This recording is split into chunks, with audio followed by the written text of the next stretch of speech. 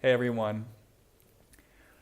I want to talk about the law of attraction, and I want to talk about the law of attraction in really simple, clear, practical ways.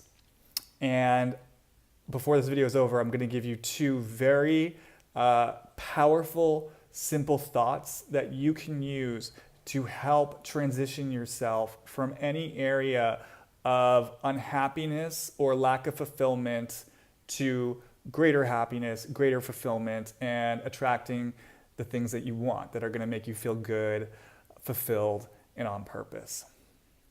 So before I get to that, let's just talk a little bit about the law of attraction. And let's just really talk about it again in simple terms. Let's demystify it a little bit.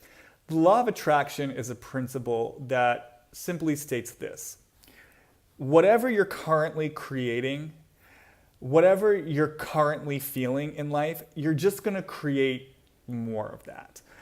So if you are feeling unhappy in any type of way, if you are surrounded by circumstances that don't feel good to you and you're deep in the feeling of, this doesn't feel good, you're going to continue to bring in circumstances that don't feel good to you, and you're going to continue to not feel good in the particular way that you're currently not feeling good. So the law of attraction states that in order to transition to a life that feels good and right to you, you have to start feeling like life is good and right now. In order to cultivate more of that, in order to bring in the people, places, events, and circumstances that are going to support you to continue feeling right. So just to make this even more clear, what happens for most people when they're unhappy is they focus on the things they want to be different outside of themselves that will then produce a happier feeling inside. So it will look something like this. Oh my God, I can't afford to pay my rent. I'm stressed out. I'm upset. I'm pissed at my parents for fucking me up. If I can just get the right job, if I can just earn enough money, if I can just start paying my rent on time, then I'll feel okay.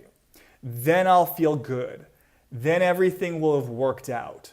And so what happens is, in that mindset, we become fixated on this thing that we have to get, reach for, or achieve in order to finally feel good. The problem with that, according to the law of attraction, is that we are reaching for something that doesn't exist. Therefore, we do not have it right now. And therefore, we are in a state of tension where we want to go towards something that doesn't currently exist. That is what we are creating in this moment. And because we're creating it in this moment, it is what we will continue to create. This thing will constantly be elusive. The feeling that we want will constantly be elusive, even if you manage to get the money to pay your rent. It will be a fleeting satisfaction, and this feeling that we're cultivating now of reaching for something that's not here, it's just going to show up in different ways. You're going to create more of what you're currently creating. So what the law of attraction says is that you need to cultivate the feeling that you want in the future, the feeling that is conditional on some outside event. You want to make it not conditional on an outside event. You don't want to wait until you've got the cash in hand and the rent paid to feel good, to feel safe, to feel aligned, to feel taken care of by the universe. You want to feel all those things now, even amidst the uncomfortable circumstances, so that you're creating that feeling experience in the present moment, and you will then therefore create more of that in the future. That's law of attraction in a nutshell. Now, there is an inherent catch-22 with the law of attraction, which is you have to be willing to feel these good, constructive feelings at a time in your life where life does not feel so good. This is what Abraham Hicks talks about. It's what The Secret talks about. It's about cultivating what people would refer to as a positive vibration, even amidst perceived negativity. All well and good. And for many people, this is something that immediately lands and they're able to sort of integrate it and apply it and use it to great effect in their lives. And that is wonderful, amazing, and fantastic. However, I am not speaking specifically to those people in this video. The people that I'm speaking to in this video are people who really struggle with deep habitual negativity and negative thinking. And this honestly is something that's very near and dear to my heart because I am someone who from a very early age definitely developed those neurological grooves of just deep, obsessive, negative thought patterns. I tend to joke that if negative thinking were an Olympic sport, I would have been beyond a gold medalist. I would have been like the reigning world champion of all time. My mind was just so conditioned to go in these loops and to see the worst in every situation and to fear and to worry and to stress. It was a protective mechanism that I developed from a young age. And the difficulty is once you establish those grooves, it can be very hard to break out of them. And I remember, I would listen to Abraham Hicks, or I would go to a 12-step meeting where they were talking about miracles and God, and I would really just sort of sit there and look around and be like, I believe in this for other people. This is great for other people, but to sit there and to tell me to think positively and to try to feel positive emotions amidst this insanity, it's like you're speaking Chinese. I cannot even begin to comprehend what you're articulating. And it made me feel angry and it made me feel ashamed. I felt ashamed of my own inability to generate, positive thoughts that could attract a new reality. I felt abandoned by God in that place.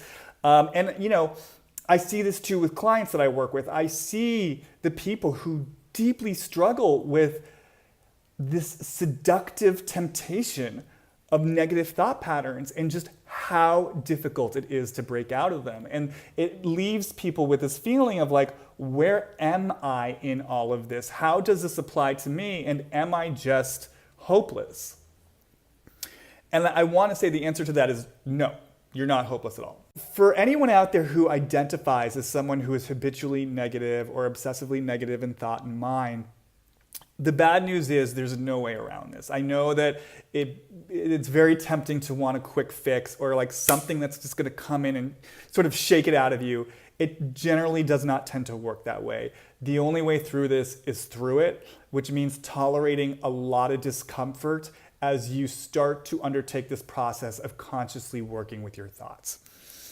Having said that, there is relief in the fact that it really is just about small steps that accumulate over time, which is great news because it lets you off the hook from having to do too much all at once. This isn't some big gargantuan task that you have to get right now. And if you don't get it right now, you failed. It truly is about small little changes where you're working with your thoughts on the level that you're currently at to accumulate greater and greater change over time. This is also good news because it means you don't have to bypass anything. This is not about you pretending to feel positive or faking something when you don't currently feel positive. You're off the hook for going from 0 to 180 in a matter of moments. You're just going to be going from 0 to 5 miles per hour some of the time to meet your thoughts where they're at. So having said that, I'm now going to introduce you to 2 simple, powerful thoughts that can really go a long way towards starting to promote this gradual change that will accumulate over time. These are thoughts for those moments when you're really spun out in something dark and deep, when you're feeling really helpless or hopeless, when you're feeling stuck in a story that just never seems to change. So this is the first thought.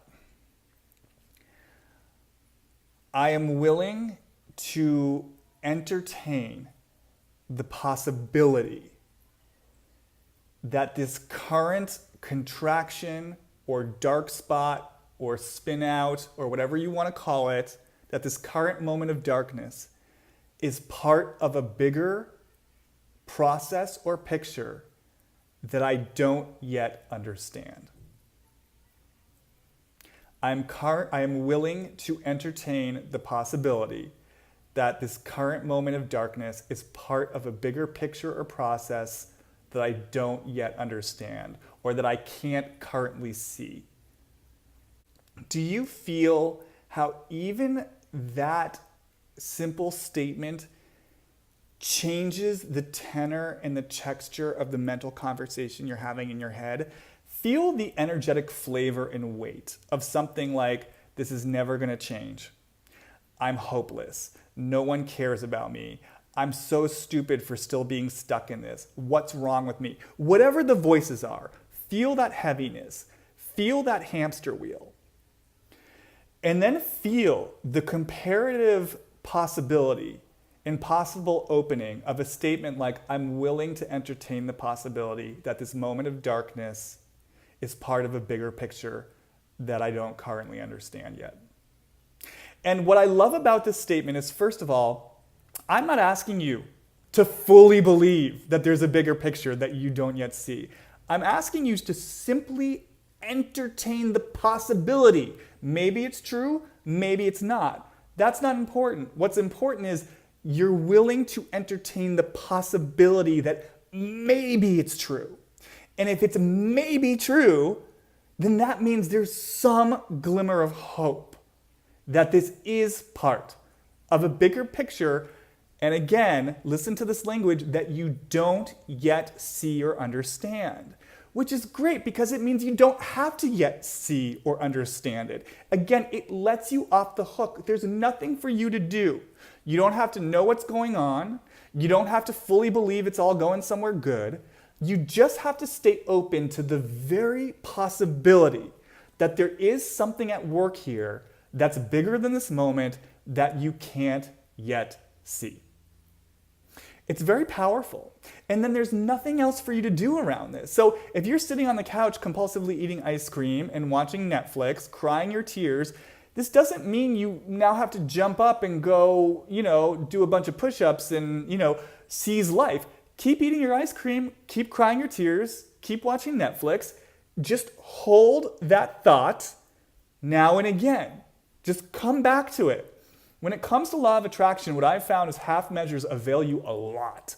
So even if you just plant that seed here and there, 5% of the time, 10% of the time, 15% of the time, it will take root in some way. And it will have an impact on your life and your energetic patterns and how they play out. So this, again, is working with what is already here. Now, having said that, for those of you who are ready for something that's maybe a little bit more graduate level, I have a second thought for you. And that thought is this. I am willing to believe that this might be a dark moment before an amazing dawn. And so what I mean by this is that oftentimes when we're on the precipice of deep change and our unconscious knows that, there's often a rebellion that we go through where we really go into like a dark withdrawal. I've seen this in myself. I've seen it with clients. It's like some part of us knows there's this big change on the horizon. So it's like an addict who's about to go into rehab and they binge while they can just to like get one last fix. And I've seen it time and time again. And so what I always like to do with myself and with clients and with friends when they're feeling in the midst of something really deep and dark is, again, just to introduce the possibility that this isn't actually some faded cycle of darkness that will never end, that this is actually a dark moment before the dawn. And you can use whatever language works right for you. It's like, I'm willing to believe, that there's something better on the other side of this. Whatever feels true and right for you is what you can use. And again, it just shifts the conversation in your head. It shifts it from one of doom and gloom and imprisonment to one of hope and possibility. And again, it's not something you have to consistently believe 100% of the time. It's just a possibility you kind of keep bringing in as much as you're able to. As much as you're able to. Those are the key words, as much as you're able to. This isn't about forcing your system beyond anything it's ready for. Trust your timing. Trust your timing. Like I said, when I talked about myself, my negative thinking was a deep protective mechanism. You have your own protective mechanisms. Build the container. Trust your timing. But do the work. Do the work. Do the work. And that's why I'm offering these two very simple thoughts. It's just a seed you can plant in those times of darkness to start cultivating a different vibration, to start cultivating a different vibration. Again, you don't have to be like operating at this like divine heavenly vibration that's not available to you yet. You work with what you have. First, you think about or you feel about manifesting $25 before you feel about manifesting $1 million. This is part of willingness to change and transform. It's one foot in front of the other. It's about allowing for your humanity. It's about meeting yourself where you're at. And it's about constructively working with the raw materials of what's currently here in front of you. So I hope this helped. If you have any questions for me about any of this, please leave me a comment either on my YouTube page or my Facebook comment thread. Also, if this helped you in any kind of way, if you respond to this content, make sure to hit the like button down below. Make sure you subscribe to my channel. The more likes I get, the more subscribers I get, the easier it is for me to produce content like this for you. And also, if there's any place in your life where you are struggling, if there are places in your life where things don't seem to be flowing in the way you want them to be flowing, whether it's career, sexuality, creativity, personal relationships, if something's stuck and you don't know why, head on over to my site, www.hollywoodreadings.com, read about intuitive readings, see if it's something that speaks to you. An intuitive reading is a really powerful way to get information about what's going on with you on an unconscious level that's blocking these places where you want to create something different for yourself. It's powerful, it's healing, and people tend to have immediate shifts in results from them. Okay, guys, thanks so much. See you later. Bye.